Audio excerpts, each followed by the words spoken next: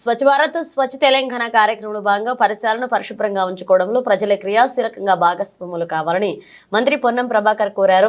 సిద్దిపేట జిల్లా హుస్నాబాద్ ఎల్లమ్మ చెరువు కట్ట వద్ద గణేష్ నిమజ్జన వ్యర్థాలను మున్సిపల్ అధికారులతో కలిసి తొలగించారు. గణేష్ నవరాత్రి ఉత్సవాలను రాష్ట్ర వ్యాప్తంగా భక్తి శ్రద్ధలతో జరుపుకున్నామని, ఆ ఉత్సవాల నిమజ్జనం చేయడంతోనే ముగియలేదన్నారు. గణేష్ విగ్రహాలను ఏ జలాశయాలు, చెరువులోని వ్యర్థాలను మనం అక్కడి నుంచి తొలగించినప్పుడే గణేష్ ఉత్సవాలు పరిపూర్ణమవుతాయన్నారు.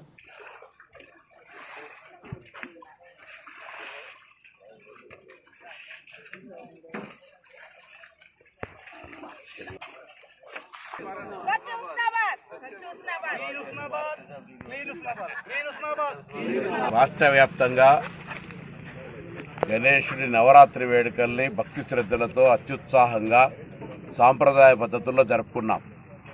నవరాత్రుల తర్వాత ఊరేగింపులుగా జరిపి నిమజ్జనం కూడా చేయడం జరిగింది.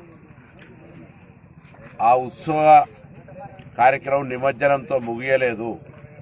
నిమజ్జనం తదుపరి కూడా వాటికి సంబంధించి మనం ఏ చెరువులనైతే, ఏ జలాశయంలో అయితే తీసినామో అక్కడి నుంచి ఆ వ్యర్థాలను తొలగించినప్పుడే మన యొక్క గణేష్ నవరాత్రి ఉత్సవాల పరిపూర్ణత వస్తుంది. కాబట్టి తెలంగాణ వ్యాప్తంగా కూడా దయచేసి గణేష్ మండప నిర్వాహకులు ఎవరెవరైతే గణేష్ మండపాల నిర్వహణలో క్రియాశీలకంగా భాగస్వాములైనరో వాళ్ళే ఈరోజు మీ ప్రాంతంలో స్వచ్ఛ భారత్లో భాగంగా, స్వచ్ఛ తెలంగాణలో భాగంగా మీ వాడ, మీ ఊరు బాగుండే విధంగా మీరే స్వయంగా పూనుకొని ఎక్కడైతే ఈ జలాశయాల లోపల గణేష్ నిమజ్జనాలు అయినాయో వాటి వ్యర్థాలను తొలగించే అంశం కావచ్చు, లేదా మీ ప్రాంతాల్లో, మీ చుట్టుపక్కల పరిసరాల్లో ఈ సీజనల్ వ్యాధులు రాకుండా ఉండే విధంగా అవసరమైనటువంటి పరిశుభ్రమైన కార్యక్రమాలు శుభ్రంగా ఉంచుకోవడానికి సామాజికంగా గాంధీజీ ఇచ్చినటువంటి సూత్రానికి అనుగుణంగా మన పరిసరాలు మనమే పరిశుభ్రంగా ఉంచుకుందామనే విధంగా